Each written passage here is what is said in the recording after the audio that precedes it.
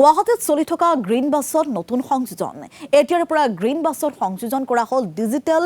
advertising system 100খন green বাছত সংযোজন কৰা হৈছে এই হাইটেক সিস্টেম মহানগৰী খানাপাৰাস্থিত আইএছবিটিত মুকলি কৰা হয় এই হাইটেক সিস্টেম অসম ৰাজ্যিক পৰিবহণ নিগমৰ অধ্যক্ষ পল্লৱ লোচন দাসে মুকলি কৰিলে এই হাইটেক সিস্টেম বাছৰ যাত্ৰীসকলে যিকোনো বিজ্ঞাপন উপভোগ কৰিব পৰাকৈ টিভি স্ক্ৰীনৰ ব্যৱস্থা নিগমৰ বিজ্ঞাপন দিব বিচাৰিলে 9678940434 নম্বৰত যোগাযোগ কৰাৰ আহ্বান অনুষ্ঠানত উপস্থিত থাকে ৰাজ্যৰ উপ পৰিবহণ আয়ুক্ত গৌতম দাসৰ লগতে নিগমৰ বিষয়া কৰ্মচাৰী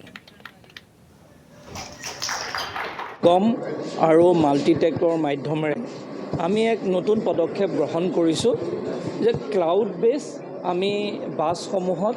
এডভাৰটাইজমেণ্টৰ ব্যৱস্থা কৰিম য'ত আমি বাছসমূহত আপোনালোকে দেখা পাইছে আমি টিভি স্ক্ৰীন ইয়াত আমি উপস্থাপন কৰিছোঁ আৰু এই টিভি স্ক্ৰীনত আমি বিভিন্ন এডভাৰটাইজমেণ্ট আমি ইয়াত প্ৰদৰ্শিত হ'ব আৰু ৰাইজৰ লগতে আমি চৰকাৰৰ বিভিন্ন বিষয়সমূহ ইয়াত আমি জনাব পাৰিম এটা কণ্ট্ৰল ৰুম থাকে এই কণ্ট্ৰল ৰুমৰ পৰা গোটেইকেইটা বাছত একেলগে সেম এডভাৰটাইজমেণ্ট আপুনি বাছত চলিব তাতে একো হিউমেন ইণ্টাৰফেচ নাই কোনো একো মানে যে কোনোবা বন্ধ কৰিব পাৰিব বন্ধ হেৰি কৰিব একো নাই আমি কণ্ট্ৰল ৰুমৰ পৰা যদি বন্ধ কৰোঁ তাৰ বাহিৰত তাতে বন্ধ হোৱাৰ একো চান্সেই নাই